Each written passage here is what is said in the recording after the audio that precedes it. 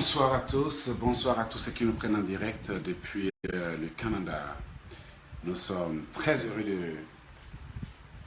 de vous, je suis très heureux de m'adresser à vous en ce moment. Et comme je le dis d'habitude, c'est toujours un plaisir pour moi de m'adresser aux enfants de Dieu, surtout quand il s'agit de la prière. Alors, je dis merci aux premières personnes qui nous prennent en direct et aussi je dis merci à tous ceux qui nous attendaient depuis longtemps. Voilà, nous étions en direct aujourd'hui, mais je suis encore en direct. Salut grande sœur Sabine, la fille de l'Alliance, l'arc-en-ciel de l'Éternel. Oui, je suis là, frère Hilo, j'ai là. Voilà, je suis prêt.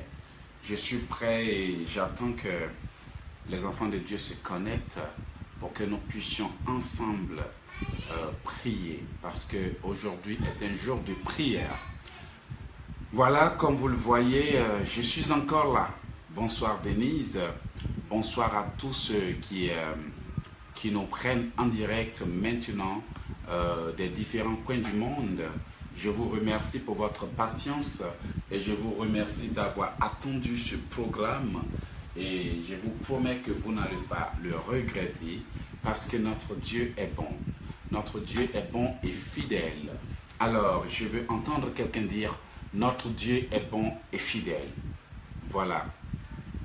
Notre Dieu est bon et fidèle. Aujourd'hui, nous avons encore beaucoup de choses à dire, comme d'habitude. Et j'aimerais que quelqu'un d'entre vous dise « Oui, notre Dieu est bon et fidèle ». Nous savons tous qu'il est bon et fidèle. Ça, nul n'a besoin de nous rappeler que Dieu est bon et fidèle. Nul n'a besoin de nous rappeler que Dieu est bon. Mais parfois, ça demande que l'on prenne le temps de dire à Dieu « Oui, tu es bon et fidèle ». Amen. Si vous êtes d'accord avec moi, dites avec moi « Notre Dieu est bon et fidèle ». Alors, je dis déjà bonsoir à la sœur Sylvie Mangas, merci à la sœur Amélie André et à tous ceux qui nous prennent en direct des différents coins du monde. Je suis là pour vous encore, vous voyez, ça fait déjà quelques heures que j'étais déjà en direct pour vous, bien sûr, et je me suis adressé à vous au sujet de ce qu'on appelle l'Alliance.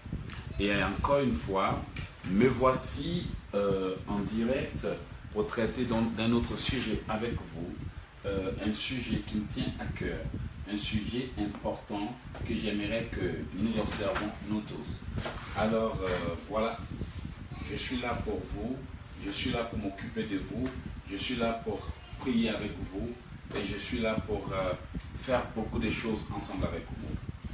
J'aimerais que chacun de vous prenne déjà sa Bible pour que nous puissions vraiment commencer. Voilà. Nous voulons commencer. Papa? Oui, comme d'habitude. Papa, maman, je veux ordinateur. Tu veux ordinateur? Ok, va dire à maman, papa dit de donner ordinateur. Tu fermes la porte à papa, Maëlys. Ferme la porte. Désolé.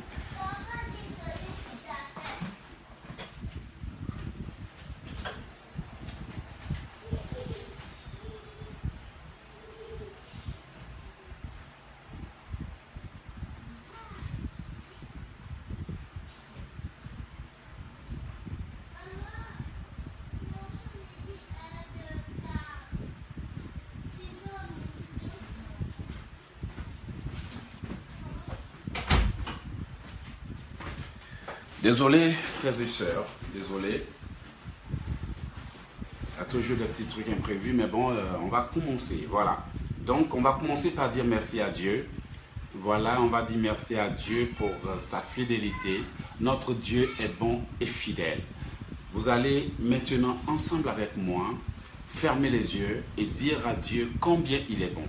Soyons reconnaissants pour ses bienfaits, soyons reconnaissants pour son amour, soyons reconnaissants pour sa grandeur, soyons reconnaissants pour sa protection, même si parfois nous savons que nous ne méritons pas sa grâce, il nous l'accorde. Alors, tous ensemble, vous allez dire merci avec moi, disons merci à Dieu.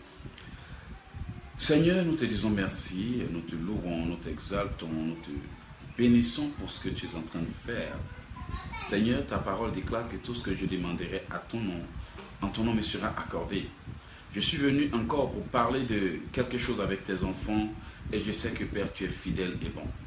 Seigneur, ce n'est ni par ma force ni par l'intelligence, mais j'aimerais que ton esprit me guide pour que durant ce moment de prière, je sois guidé, divinement guidé et non par la chair. Seigneur, je bénis ton nom parce que tous ceux qui se sont connectés sont venus pour apprendre. Utilise ma bouche pour leur parler. Père, dans ton amour, dans ta bonté et dans ta grandeur. Agis dans le nom de Jésus. Amen. Amen. Alors, j'invite tout le monde à se saluer. Saluez-vous, enfants de Dieu, parce que nous sommes ici en famille. En famille pour prier, en famille pour adorer Dieu, en famille pour louer notre Dieu. Et quand nous allons sortir d'ici, c'est sûr que vous allez apprendre beaucoup de choses. Aujourd'hui, j'aimerais vraiment vous parler sur l'utilisation de la Bible dans la prière. L'utilisation de la parole de Dieu. Vous voyez, nous allons vraiment parler de l'utilisation de la parole de Dieu. Parce que je pense que certains ont encore du mal à utiliser la Bible, la parole de Dieu durant leur prière. Vous voyez, c'est tellement important de savoir utiliser la parole de Dieu que lorsque nous manquons de le faire, nos prières échouent. Alors, aujourd'hui, nous allons voir comment utiliser la parole de Dieu pour formuler une demande. En attendant que vous finissiez de vous saluer, moi je ne prie pas déjà et nous allons prendre la Bible dans le livre d'Ésaïe. Vous voyez, comme j'ai l'habitude de faire, je vais me laisser guider par l'Esprit de Dieu, ok? Je vais me laisser guider par l'Esprit de Dieu, de sorte que Dieu puisse toucher quelqu'un, vous voyez, d'une manière ou d'une autre, sans avoir à bloquer les révélations. Vous voyez? Donc, nous allons prendre le livre d'Ésaïe 55. Vous êtes d'accord? Prenez le livre d'Ésaïe 55.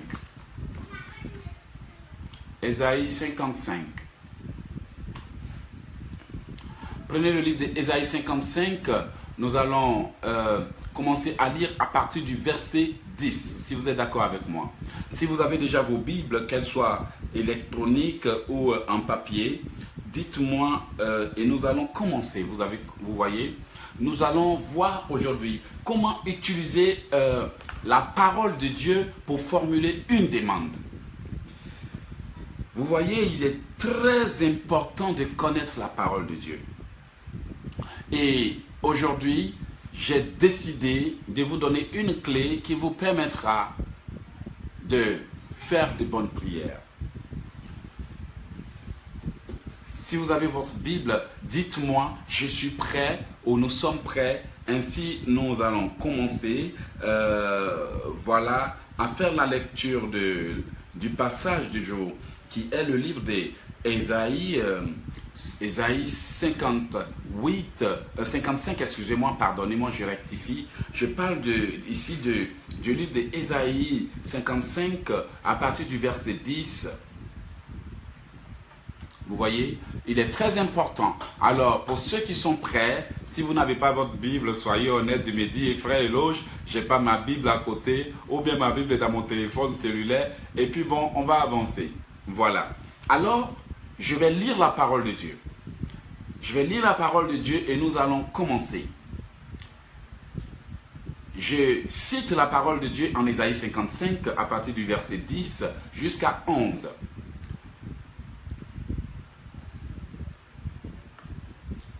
Vous êtes d'accord? On va remonter à partir du 8 pour que les gens puissent comprendre, ok?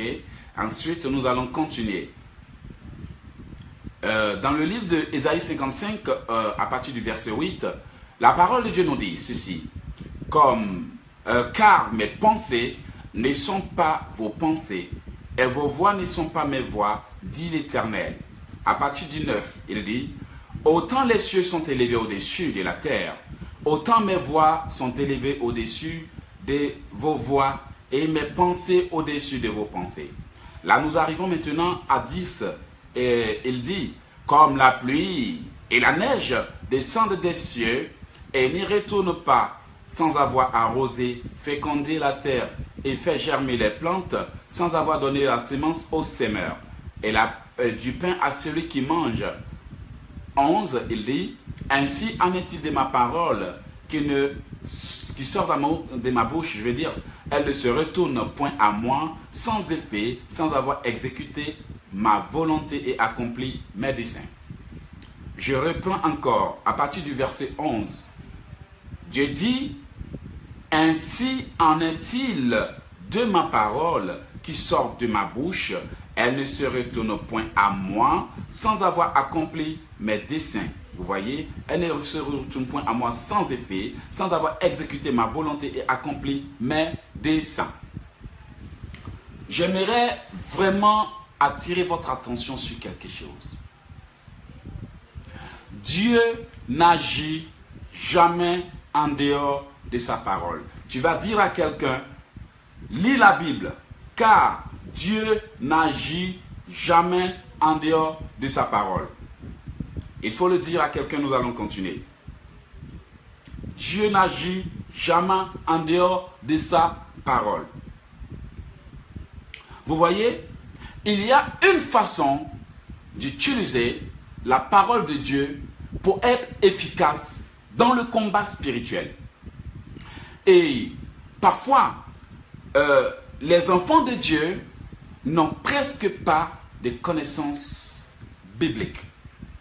Et quand on n'a aucune connaissance biblique, on peut facilement se faire tromper parce que quelqu'un qui ne connaît pas la Bible peut utiliser les Écritures saintes pour nous tromper, pour nous voler, pour nous escroquer et on ne pourra rien faire parce qu'on n'a aucune connaissance biblique. Lorsque nous avons une bonne connaissance biblique, lorsque quelqu'un va commencer à inverser la Bible, l'Esprit de Dieu va aller ressortir les vrais versets et nous en donner la signification pour que nous puissions nous défendre.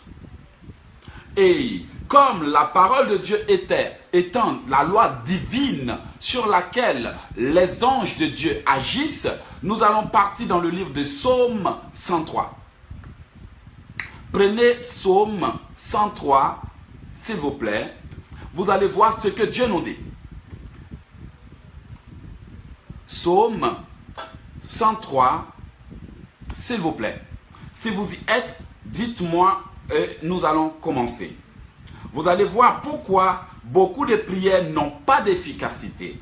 La Bible dit que nous ne demandons pas bien. Toujours, je le répète ici, ce n'est pas pour vous accuser, ce n'est pas pour mépriser vos prières ou pour vous décourager. Mais j'aimerais plutôt que les enfants de Dieu soient désormais efficaces dans le combat spirituel. Et pour être efficace dans le combat spirituel, il y a certains principes et lois qui doivent être qui doivent être mis en contribution pour que les forces qui s'opposent à vous puissent reconnaître votre droit, en vertu de quel droit vous êtes en train d'agir.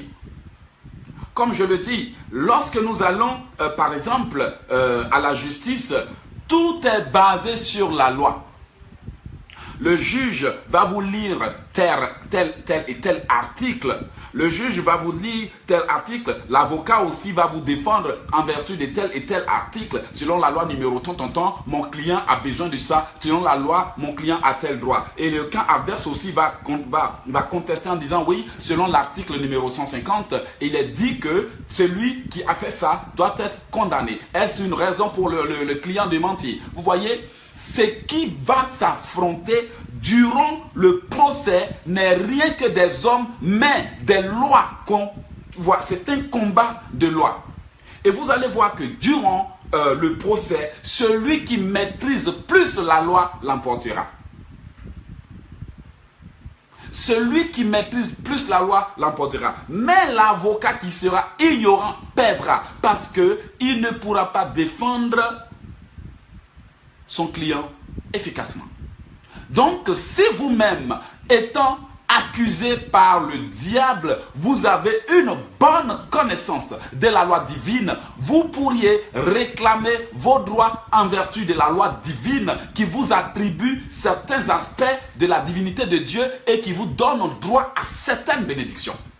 C'est-à-dire que lorsque le diable va venir vous accuser pour dire « Frère, je t'ai vu, tu étais en train de fumer il y a 1 an de cela. » Tu vas dire « Oui, Satan, c'est vrai que tu m'as vu en train de fumer il y a 1 an de cela. Tu m'as vu en train de forniquer avec le mari de quelqu'un. » Mais la loi divine dit, et vous allez partir dire au diable comme Jésus l'a fait, il est écrit dans le livre de 2 Colossiens, verset 11, ou bien dans le livre de Tom, que Christ a effacé l'acte dont les ordonnances me condamnaient et qui subsistait contre moi. Et la Bible dit qu'il a détruit, il a dépouillé les dominations et les principautés. Il les a livrées publiquement en spectacle.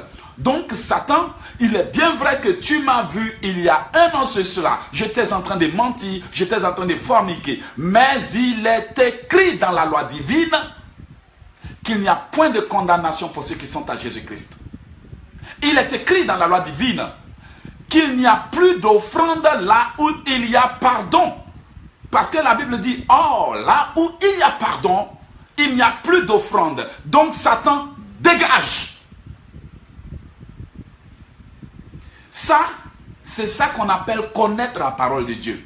Il faut la connaître et savoir l'adapter à chaque circonstance. Mais aujourd'hui, les enfants de Dieu, au nom de Jésus, ils parlent en langue. Tu ne vas même pas voir un verset biblique qui sorte. Aucun verset biblique. Dis Dieu merci s'ils sont allés regarder, peut-être ils sont allés tricher un peu dans la Bible pour dire au nom de Jésus, il s'est dit au nom de Jésus, au nom de Jésus. Et il y a des gens qui durant leur prière vont citer des versets bibliques par accident, mais ils ne pourront jamais retrouver la référence biblique. Parce qu'ils ont tout simplement entendu les gens dire, mais ils ne connaissent pas. Alors, quand le diable ne reconnaît pas en vertu de quel droit vous êtes en train de faire votre réclamation, il ne se soumet pas. Parce que la seule chose à laquelle lui et ses démons se soumettent, c'est la parole de Dieu, la loi divine. Et il est écrit en Josué que ce livre de la loi, vous entendez bien ce que je dis, n'est-ce pas? Si je me trompe, dites-moi. Il est écrit en Josué que ce livre de la loi ne s'éloigne point de ta bouche. Vous voyez, la parole de Dieu est très claire. La parole de Dieu est très claire.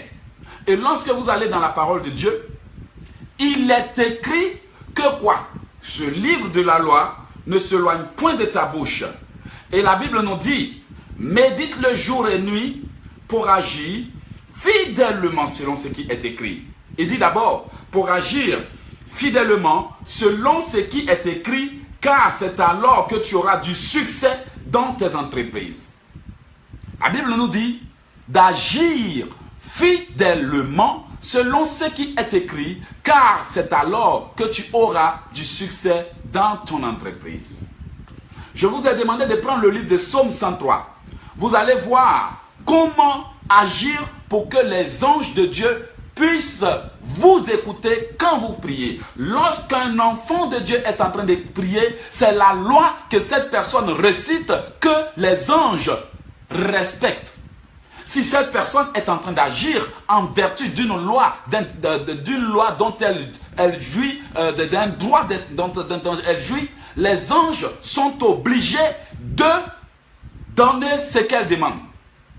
Et si par hasard, cette personne prétend être un chrétien, mais qu'elle a violé la loi divine, lorsque elle sera en train de prier, le diable et ses agents vont aller tirer une loi dans la Bible pour dire qu'il est écrit que le pécheur ne prospère point. Il est écrit que celui qui vit dans le péché, la prière du pécheur est une abomination. Donc, eux, ils vont aller chercher les Écritures saintes pour venir vous confronter. Donc, durant la prière, quand votre ange est en train de venir, ils vont utiliser la loi divine, plus les preuves de tout ce que vous avez fait, vous avez dit que vous n'avez pas confessé, pour faire retourner l'ange. Beaucoup me disent, je prie, ça ne marche pas. je ne comprends pas pourquoi ça ne fonctionne pas. J'ai prié, Dieu ne me répond pas. Mon frère, ce n'est pas parce que Dieu ne nous répond pas.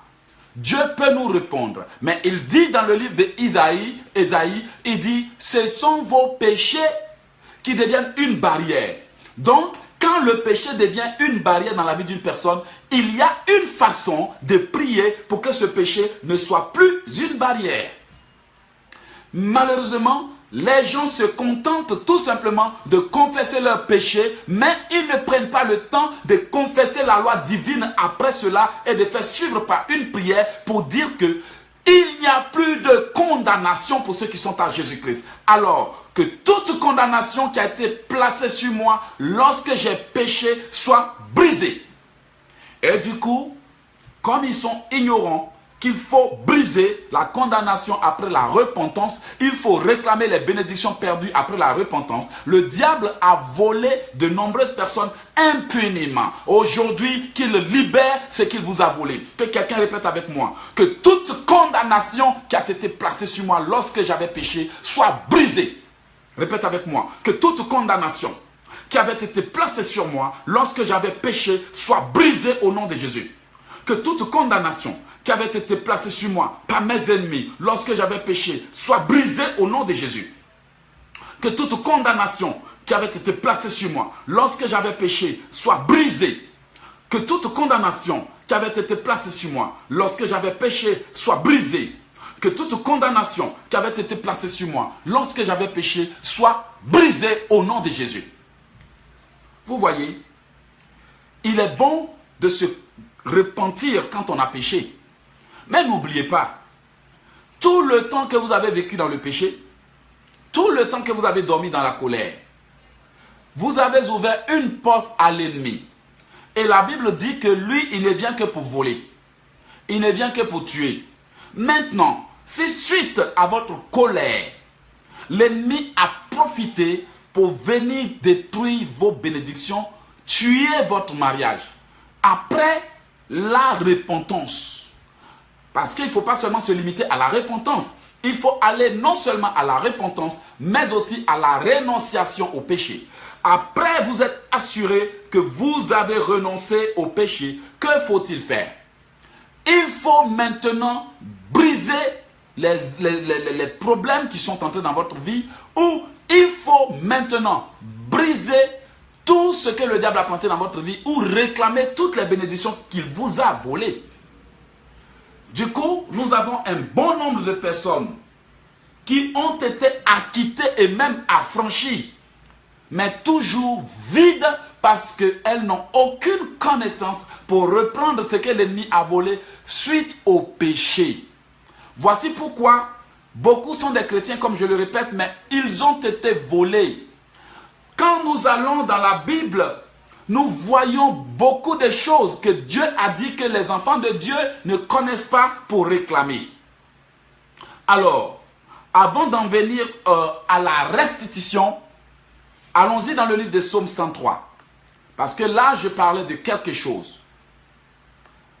Vous voyez? Prenez le livre de Psaume 103. Et en prenant le livre de Psaume 103, vous allez voir ce que la parole de Dieu nous dit là. La parole de Dieu nous dit, dans le livre de Psaume 103, vers la fin, ok? Psaume 103, à partir de 17. Mais la bonté de l'Éternel dure à jamais pour ceux qui le craignent, et sa miséricorde pour les enfants de leurs enfants. Pour ceux qui gardent son alliance et se souviennent de ses commandements afin de les accomplir. Je reviens sur un point dont j'avais parlé aujourd'hui. Vous souvenez-vous que lorsque je faisais l'introduction du programme d'aujourd'hui, il y a quelques heures, je vais dire quelques heures plus tôt, j'ai parlé de l'alliance. Et ici dans le livre de Psaume 103, à partir du 17, la Bible nous dit que la bonté de l'Éternel dure à jamais pour ceux qui le craignent, et sa miséricorde pour les enfants de leurs enfants. Pour ceux qui gardent son alliance et se souviennent de ses commandements afin de les accomplir, l'Éternel établit L'Éternel a établi son trône dans les cieux et son règne domine sur toutes choses. Pour ceux qui gardent son alliance. Nous continuons. Et au verset 20, la Bible nous dit, bénissez l'Éternel, vous ses anges qui êtes puissants en force et qui exécutez ses ordres en obéissant à la voix de sa parole. Vous voyez? En obéissant à la voix de la parole de Dieu. Ce qui veut dire que les anges n'exécutent nos demandes que lorsque nous prions en confessant la parole de Dieu. Parce que quand nous confessons la parole de Dieu, quand nous amenons Dieu à donner des ordres, les anges peuvent agir.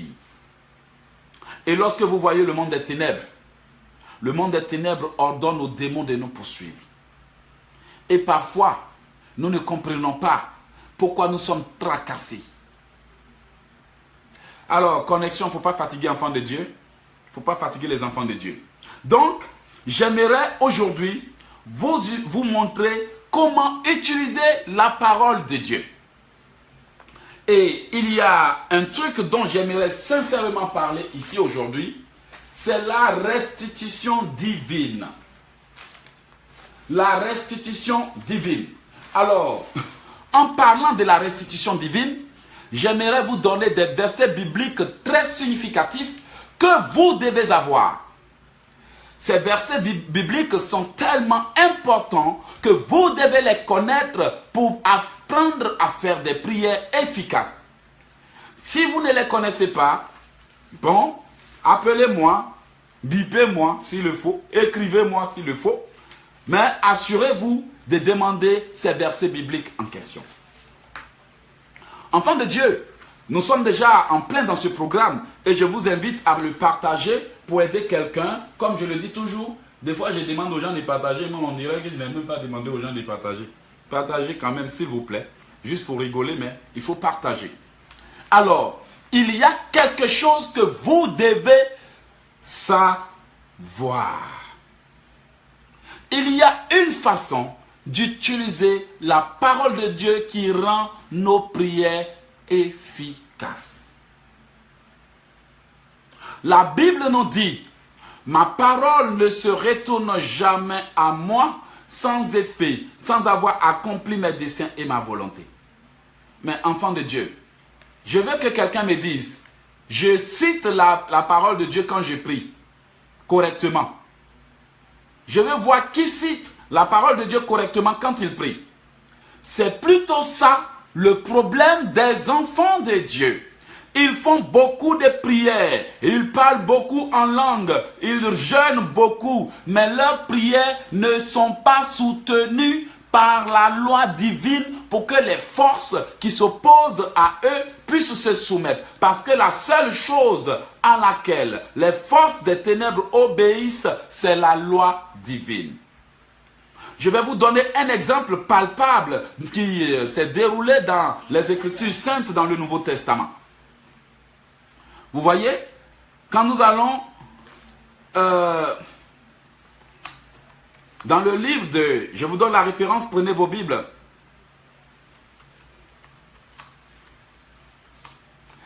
Jésus nous dit, l'homme ne se nourrira pas. Vous voyez, il nous dit, l'homme ne se nourrira pas de pain seulement, mais aussi de la parole qui sort de la bouche de Dieu. Alors vous allez prendre vos Bibles dans le livre de Matthieu 4, verset 4. Vous voyez, Matthieu 4, verset 4. Et je lis la parole de Dieu en Matthieu 4, verset 4. À partir du 3, la Bible déclare, le tentateur, Satan, en parenthèse, s'étant approché de lui, lui dit, si tu es fils de Dieu, ordonne que ces pierres deviennent du pain. Jésus répondit, il est écrit, l'homme ne vivra pas de pain seulement, mais de toute parole qui sort de la bouche de Dieu. Vous voyez, l'homme ne vivra pas de pain seulement, mais de toute parole qui sort de la bouche de Dieu. Là, j'en viens encore à la parole de Dieu. Mais comment pouvons-nous vivre selon la parole qui sort de la bouche de Dieu si nous ne connaissons pas la parole? Bon, on a du mal à lire la Bible. Ça, c'est un défi. Quand on la lit, on a du mal à la comprendre. Ça, c'est encore un autre défi. Quand on la comprend, on a du mal à l'appliquer. Ça, c'est un autre défi. Quand on commence à l'appliquer, on ne va pas jusqu'au bout. Ça, c'est un autre défi. Ce qui veut dire qu'il y a des défis à tous les niveaux. Dans la compréhension, dans la lecture, dans l'application, il y a toujours des défis. Mais la Bible nous dit que l'homme ne se nourrira pas du pain seulement, mais de toute parole qui sort de la bouche de Dieu. Et Dieu nous dit dans sa parole que ma parole ne se retourne jamais à moi sans effet. Ce qui veut dire que nous devons apprendre durant nos prières à retourner à Dieu, sa parole, pour que ses anges agissent en notre faveur. Parce que, en ce que je sache, le livre de Psaume 103 dit: bénissez l'Éternel, vous ses anges, qui êtes puissants en force, et qui obéissez, qui agissez, et qui exécutez ses ordres en obéissant à la voix de sa parole. Je suis sûr que quelqu'un reçoit quelque chose. Est-ce qu'il y a quelqu'un qui me reçoit? Maintenant, comment ma parole peut-elle avoir de l'efficacité quand je prie en désordre sans soutenir ma prière par la parole de Dieu? Comment est-ce que les démons puissent m'obéir, me respecter quand je prie et qu'il n'y a aucune loi? C'est un peu comme vous êtes en justice et puis votre avocat commence à citer des articles sans référence. Le juge même sera perdu pour dire: votre honneur, dites-nous dans quel article vous êtes, parce que je ne vous comprends pas et on ne vous suit pas. Vous allez voir que lorsque l'avocat va faire votre plaidoyer, il va aller dans la loi et il va tirer des articles et soutenir ces articles par des numéros selon l'article 145. Et en vertu de la loi d'immigration, avant de refuser la demande d'asile à quelqu'un, ils vont dire, selon l'article tant en vertu de l'article de la loi de l'immigration, vous ne respectez pas, je ne sais pas comment le dire, mais vous ne répondez pas aux exigences pour être admissible à la protection selon la loi de l'immigration. Donc, ils vont vous citer l'article. Et quand ils vont vous écrire la lettre, ils vont bien préciser l'article, même mettre ça en gros ou en gras ou en grand, pour que vous puissiez voir si c'est parce que vous avez respecté la loi que vous avez été refusé ou accepté. Même quand on vous refuse le visa, on va vous dire selon tel article ou bien selon quoi vous n'avez pas répondu à quelle exigence, raison pour laquelle on vous a refusé. Même quand le gouvernement va te refuser une aide, il va te soutenir le refus par un article. Mais s'ils veulent t'accepter, ils vont te dire que selon tel article, selon telle loi, vous bénéficiez de ça. Maintenant, voici mes cousins, mes cousines, mes grands soeurs, mes petites soeurs, mes vieilles mères, mes vieux pères. Ils sont en train de prier. Et voilà maintenant aucun verset biblique. La Bible dit: j'exécuterai toute ma volonté. Je foulerai mes pieds aux montures et montagnes. Dieu dit: j'exécuterai toute ma volonté. Il dit: j'exécuterai toute ma volonté. Vous voyez, enfants de Dieu, parfois le péché peut être un blocage, mais le manque de connaissance de la loi peut être aussi un gros blocage. Parce que si tu ne connais pas la loi, comment vas-tu réclamer les droits dont tu jouis en vertu de la gloire? Oh, j'ai raconté ma mésaventure. J'étais taximètre, ne riez pas s'il vous plaît. J'étais chauffeur de taxi à l'époque. Un chauffeur de taxi ignorant de la loi. Alors, j'étais ignorant en vertu de la loi, en vertu du code de la route. Alors j'ai pris mon taxi, en train de rouler, avec la musique à bord. Un policier, un bon policier ivoirien m'arrête. Vous savez comment les policiers ivoiriens fonctionnent. Il a sifflé jusqu'à on dirait siffler, il va quitter dans sa bouche pour sortir parce qu'il a vu son premier gaou. Prrrr, garé. Moi aussi, j'ai garé. Comme vous le savez, à Abidjan, quand on est en train de contrôler tes papiers, là, ils ne vont pas te dire de rester dans la voiture. On dit, monsieur, descendez. On dirait un voleur. Descendez. Tu descends maintenant et commence à te poser les questions. Bonsoir, mon frère. Tu vas où comme ça et puis tu files comme ça, là. Ça, c'est son premier langage d'abord. Bonsoir, mon frère. Tu vas où? Tu m'as arrêté là. Il faut me dire pourquoi tu m'as arrêté. Bonsoir, mon frère. Tu vas où et puis tu files comme ça, là. Et je suis en train de travailler. Ok, papier de la voiture. Toi-même, tu as conduit et puis tu filais là. Il ne va pas demander ton permis, un papier de la voiture. Et puis maintenant, je sors tous les papiers de la voiture. Il contrôle, tout est correct. Maintenant, il commence à demander des choses. Des choses qui n'ont rien à voir avec son travail. Prenez secours. Je fouille derrière. Prenez secours. Cric. Je sors les crics. Maintenant, j'ai tellement tout sorti. Maintenant, je vois le policier en train de gratter sa tête. Et puis maintenant, il va m'avoir. Parce qu'il sait que j'étais gaou. Donc, il dit, panneau de présignalisation. Et Elogiaco, quand tu es nouveau dans quelque chose, on te vole gratuitement même avant de te rendre compte que tu avais des droits. Mais comme tu es ignorant de la loi, on t'a volé. Tu as payé même là où tu ne devrais pas payer. Il y a des gens qui payent même là où ils ne doivent pas payer. Il y a des gens que Satan fait payer gratuitement parce qu'ils ne connaissent même pas la loi.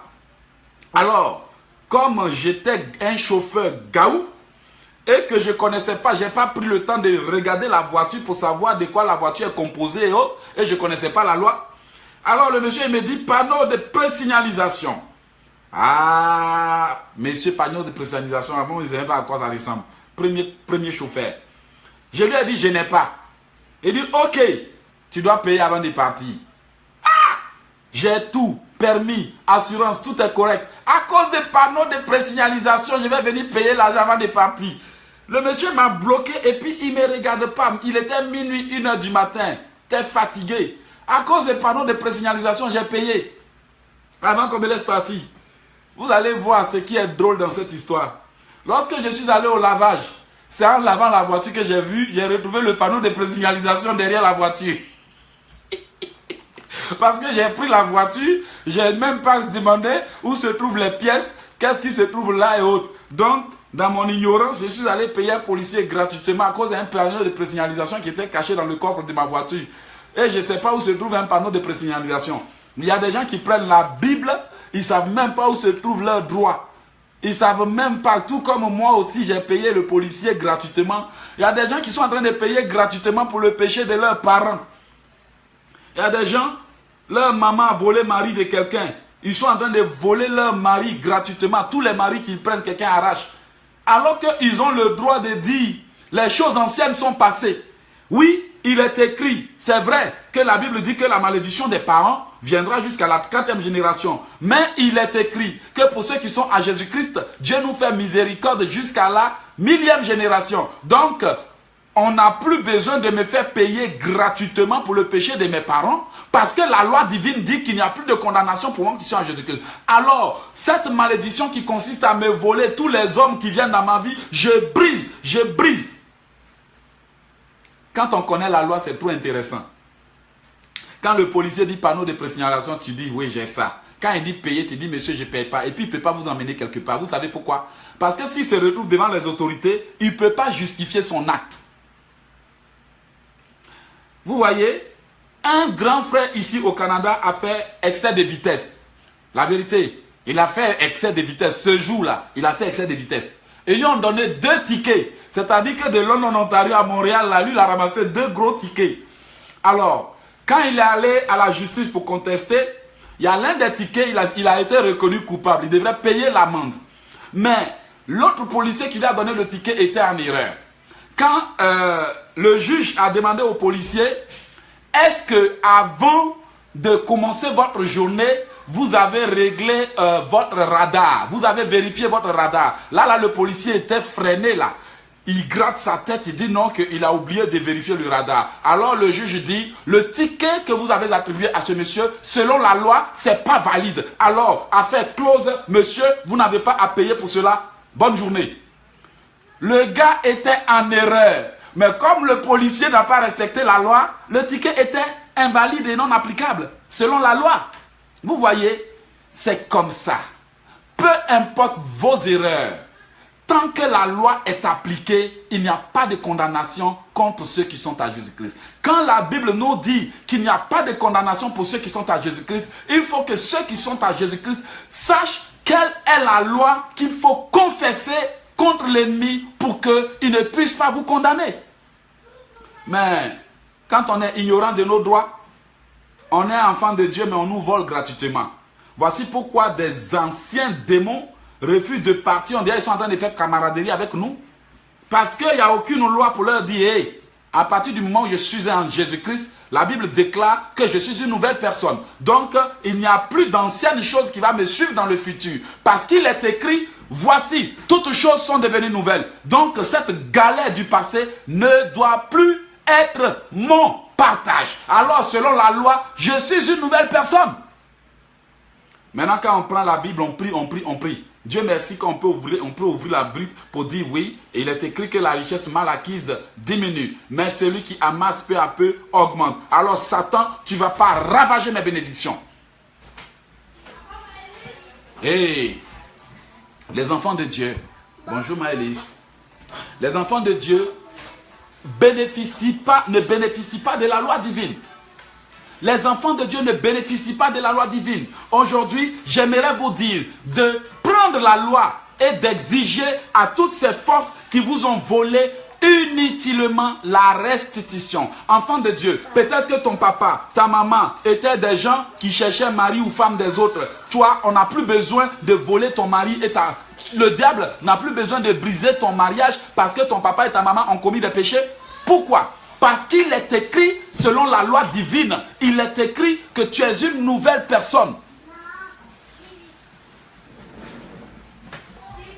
Tu es une nouvelle personne selon la loi divine. Je me rappelle que un jour, je travaillais pour quelqu'un et j'avais un véhicule d'État. Le véhicule d'État était un 4x4. C'était dans les années 2000-2004. Alors, un nouveau policier qui ne connaissait rien a vu une plaque jaune. Plaque jaune, moi je conduis un véhicule d'État. Toi tu vois plaque jaune, tu viens siffler. Siffler comme je l'ai dit dans le premier sifflet, on dirait siffler va quitter dans sa bouche. Alors, quand il prend le véhicule, les papiers du véhicule, moi j'étais assis tranquillement dans ma voiture. Il prend les papiers du véhicule, il ne comprend rien, donc il va aller demander à son chef.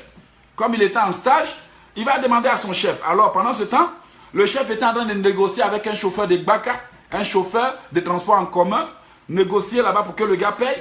Alors le patron ne l'écoutait pas, Et lorsque le patron a pris le véhicule, le papier du véhicule, quand il a vu que c'était les papiers des véhicules d'un sous-préfet, quand il a vu que c'était le véhicule d'un sous-préfet que je conduisais, il a ordonné au gars d'aller remettre les papiers rapidement. Parce que selon la loi, le sous-préfet, c'est son patron.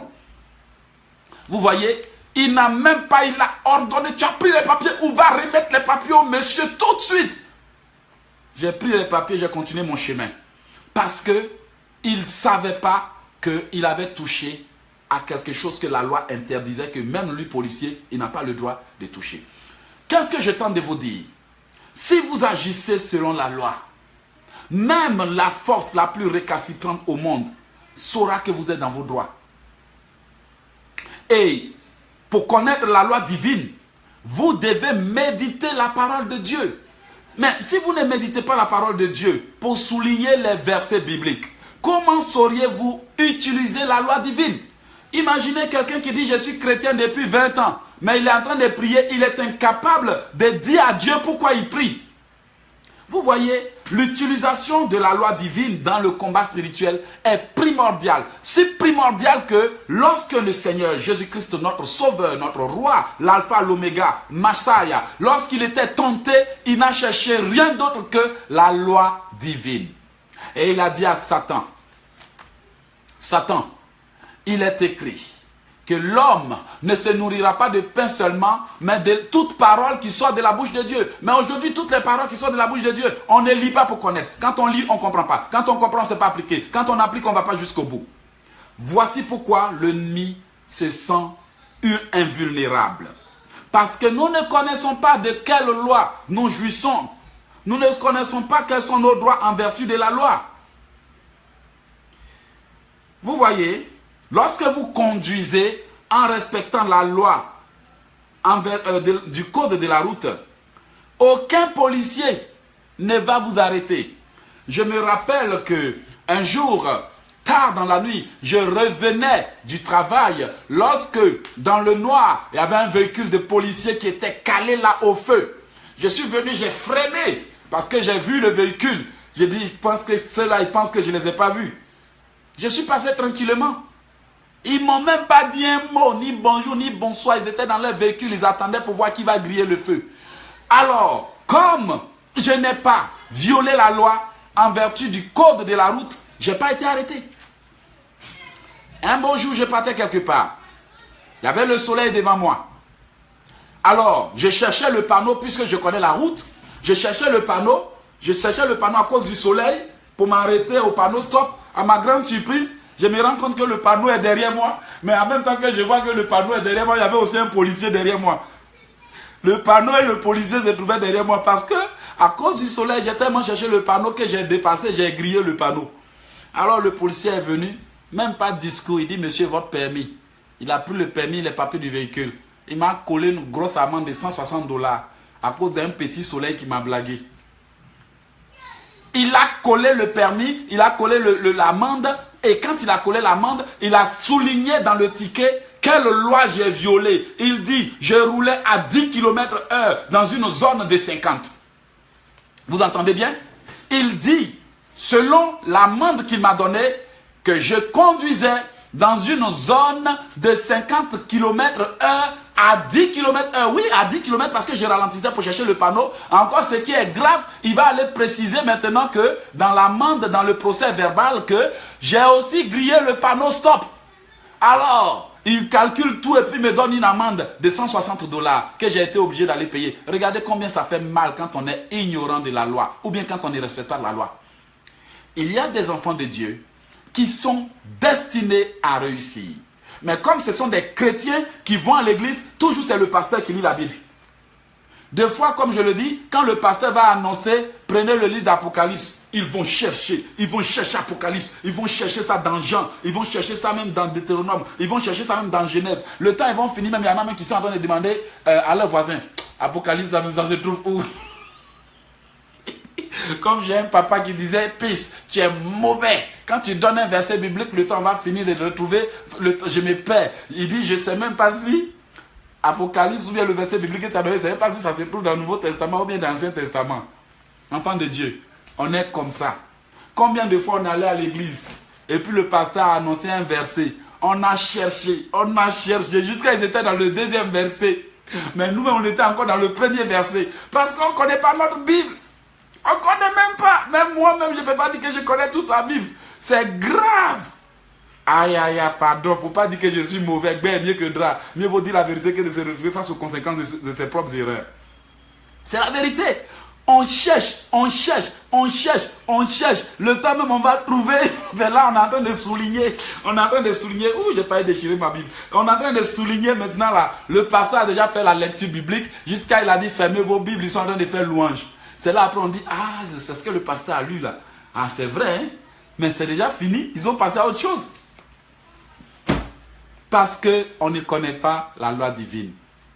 Lors d'un jugement, un avocat peut te réciter la loi sans même regarder dans ses documents. Parce que quand on veut être magistrat, on veut être avocat, on veut être juge, la première des choses qu'on va chercher à connaître, c'est la loi. Et quand les sorciers veulent s'entraîner pour détruire l'église, la première des choses que le diable, leur maître, va leur enseigner, c'est la loi. Comme ça, ils sauront quand tu as menti, ils sauront quand tu as volé. C'est pour cela que quand vous regardez dans mon livre, vous voyez un chapitre qui s'appelle « Comment utiliser la Bible ». Parce que dans nos églises, en ce que je sache, on n'apprend pas aux gens à utiliser la Bible. S'il y a quelque part quelqu'un à qui ils ont appris dans son église à utiliser la Bible, gloire à Dieu qui se signale. Dans nos églises, on fait des lectures bibliques. Et quand on a fini de faire la lecture biblique, on explique ce qu'on a lu, et le peuple est là, il dit, tout se limite à ce qu'on nous a enseigné. Alors demain, on va aller tomber dans un verset biblique, on ne saura même pas comment ça fonctionne, parce que ça, le pasteur n'a pas encore prêché sur ça. Et on est perdu, on va gratter la tête, on lit, on ne comprend pas, on va demander au Saint-Esprit de nous en expliquer. Parce qu'on ne connaît pas la loi divine. Répète avec moi, le diable ne me volera plus dans le nom de Jésus. Le diable ne me volera plus dans le nom de Jésus.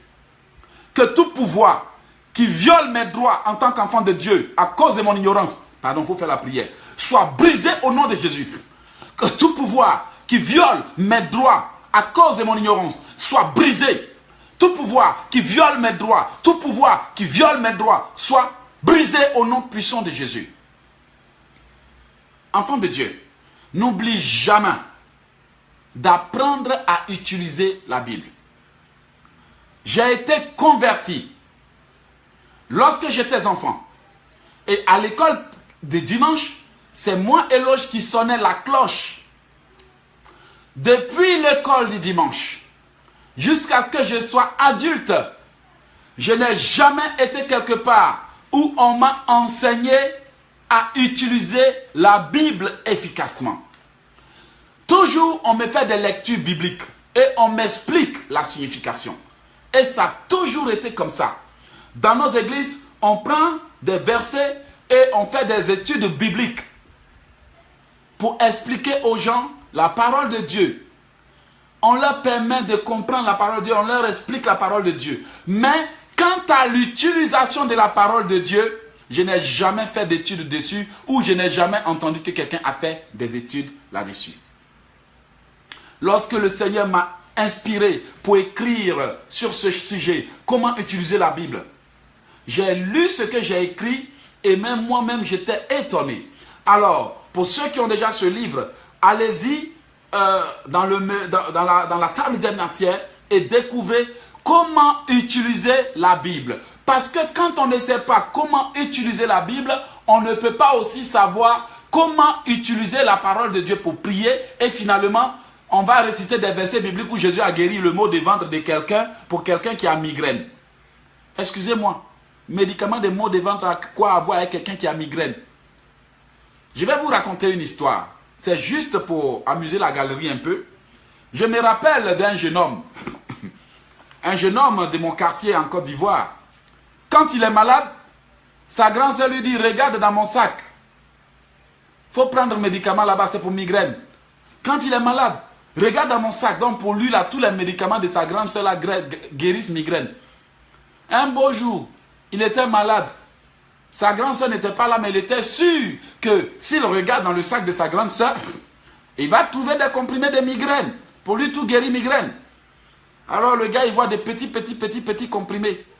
Il a pris plein comme ça. Plein de comprimés. Comme c'est petit, il faut prendre beaucoup pour guérir de sa migraine.